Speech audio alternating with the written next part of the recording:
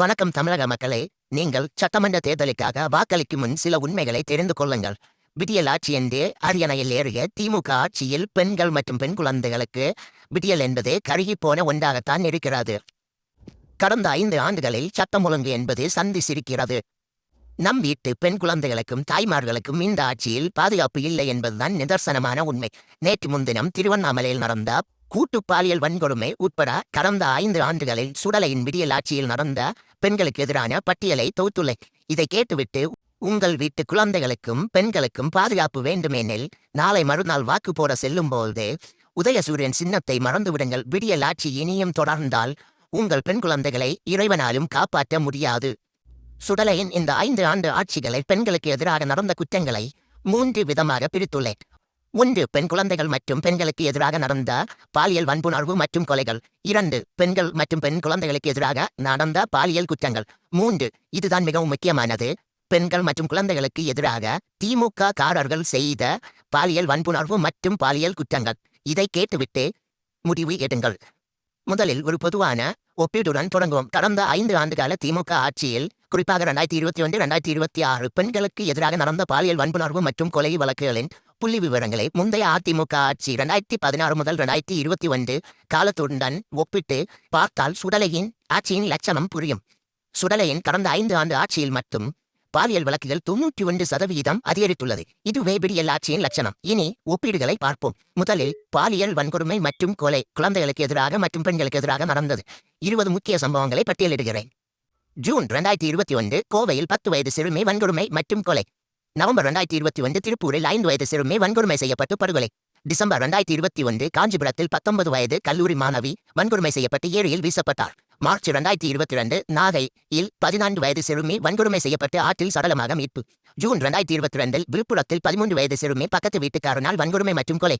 August 2022 கிருஷ்ணகிரியில் 12 வயது சிறுமி வன்கொடுமை மற்றும் கிணற்றில் வீசப்பட்ட சம்பவம். செப்டம்பர் 2022 புதுக்கோட்டையில் 7 வயது சிறுமி வன்கொடுமை செய்யப்பட்டு கொலை. அக்டோபர் 2022 ஈரோட்டில் 5 வயது சிறுமி வன்கொடுமை மற்றும் கொலை. மே 2023 தர்மபுரியில் 22 வயது இளம்பெண் வன்கொடுமை மற்றும் கொலை. ஜூன் 2023 புதுக்கோட்டையில் 9 வயது சிறுமி வன்கொடுமை செய்யப்பட்டு புதைக்கப்பட்ட சம்பவம். 2023 ஜூலை சென்னையில் 24 வயது இளம்பெண் ரயில் நிலையம் அருகே வன்கொடுமை மற்றும் கொலை. ஆகஸ்ட் 2023 கரூரில் 7 வயது சிறுமி முதியவரால் வன்கொடுமை மற்றும் கொலை. ஜனவரி 2024 கடலூரில் 19 வயது கல்லூரி மாணவி கூட்டு வன்கொடுமைக்கு உள்ளாக்கி மரணம். பிப்ரவரி 2024 மதுரையில் 6 வயது சிறுமி வன்கொடுமை செய்யப்பட்டு சடலமாக மீட்பு. மே 2024 திருவண்ணாமலையில் 10 வயது சிறுமி உறவினரால் வன்கொடுமை மற்றும் கொலை.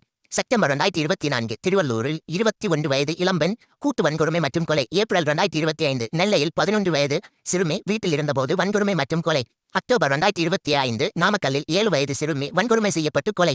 ஜனவரி 2026 ராணிப்பேட்டையில் 15 வயது பள்ளி மாணவி வன்கொடுமை மற்றும் கொலை. மார்ச் 2026 தூத்துக்குடியில் 17 வயது +2 மாணவி கடத்தி வன்கொடுமை மற்றும் கொலை. இனி இரண்டாவதாக பாலியல் வன்கொடுமை சம்பவங்கள், குறிப்பாக கொலை அல்லாதவை. செப்டம்பர் 2021 கோவையில் விமானப்படை பெண் அதிகாரிக்கு பாலியல் தொல்லை. ஜனவரி 2022 சிவகாசி இளம்பெண் வன்கொடுமை மற்றும் வீடியோ எடுத்து மிரட்டல். ஏப்ரல் 2022 22 வயது பெண் மூவரால் கூட்டு வன்கொடுமை. ஜூன் 2022 கன்னியாகுமரியில் பள்ளி மாணவிக்கு தொடர் வன்முறை. நவம்பர் 2022 கரூரில் கல்லூரி மாணவி கூட்டு பாலியல் வன்கொடுமை. மார்ச் 2023 வேலூரில் கோட்டை பகுதியில் சுற்றுலா பயணிக்கு கூட்டு வன்கொடுமை. ஏப்ரல் 2023 தென்காசியில் மாணவி கடத்தப்பட்டு வன்கொடுமை. ஆகஸ்ட் 2023 பணியிடத்தில் பெண் ஊழியருக்கு வன்கொடுமை. இது திருப்பூரில் நடந்தது. டிசம்பர் 2023 நாமக்கல்லில் இளம் பெண்ணுக்கு கூட்டு பாலியல் வன்கொடுமை.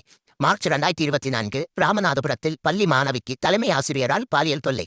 மே 2024 திண்டுக்கல்லில் 2 சிறுமிகள் 4வரால் கடத்தி வன்கொடுமை. அக்டோபர் 2024 விருதுநகரில் விடுதி மாணவிக்கு பாலியல் வன்கொடுமை. டிசம்பர் 2024 சென்னையில் அண்ணா பல்கலைக்கழக வளாகத்திற்குள்ளேயே மாணவிக்கு வன்கொடுமை. ஜனவரி 2025 கிருஷ்ணகிரியில் அரசு பள்ளி ஆசிரியர்களால் மாணவிக்கு வன்கொடுமை. மே 2025 சென்னையில் பல்லாவரத்தில் சிறுமிக்கு 5 பேரால் வன்கொடுமை. ஜூலை 2025 தேனியில் கிராமத்தில் 50 சிறுமிகளுக்கு பாலியல் தொல்லை. நவம்பர் 2025 கோவையில் கல்லூரி மாணவி கூட்டு வன்கொடுமை. பிப்ரவரி 2026 கிருஷ்ணகிரியில் 2.5 வயது குழந்தைக்கு வன்கொடுமை. ஏப்ரல் 20 2026 திருவண்ணாமலையில் நேற்று முன்தினம் பெண் வன்கொடுமை கொடூரம்.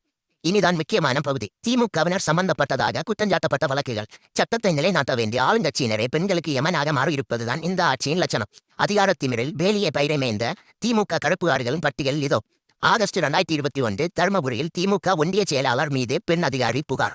டிசம்பர் 2021 புதுக்கோட்டையில் பாலியல் புகாரில் திமுக நிர்வாகி கைது. மார்ச் 2022 விருதுநகரில் திமுக நகர்மன்ற உறுப்பினர் மகன் ஹரிஹரன் கூட்டு வன்கொடுமை வழக்கில் கைது.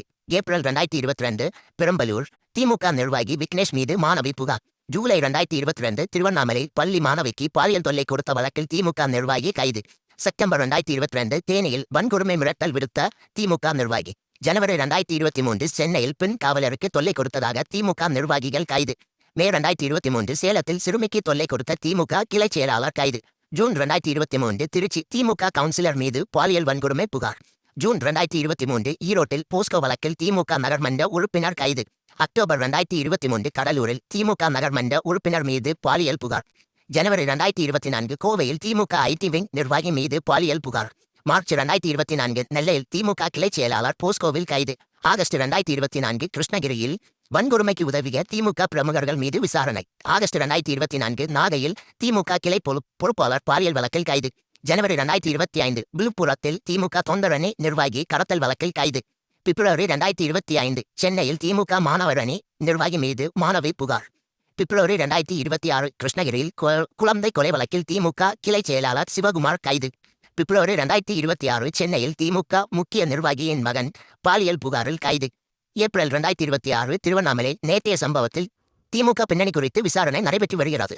பார்த்தீர்களா மக்களே, இவை வெறும் செய்திகள் அல்ல. சிதைக்கப்பட்ட நம் வீட்டு பிள்ளைகளின் வாழ்க்கை. குற்றவாளிகளுக்கு குடைபிடிக்கும் இந்த அரசுக்கு நாம் பாரம் புகட்ட வேண்டாமா? உங்கள் வீட்டு பெண் குழந்தைகள் நாளை அச்சமின்றி தெருவில் நடக்க வேண்டுமெனில், உங்கள் பிள்ளைகளின் எதிர்காலம் பாதுகாக்கப்பட வேண்டுமெனில் சிந்தித்து பாருங்கள். இந்த அநீதிக்கு துணை போகும் திமுகவிற்கு நீங்கள் போடும் ஓட்டு உங்கள் பிள்ளைகளின் பாதுகாப்பிற்கே ஆபத்து. உங்கள் குழந்தைகளை நீங்கள் காப்பாற்ற விரும்பினால் இந்த ஆட்சிக்கு முற்றுப்புள்ளி வையுங்கள். சிந்திப்பே தமிழகமே.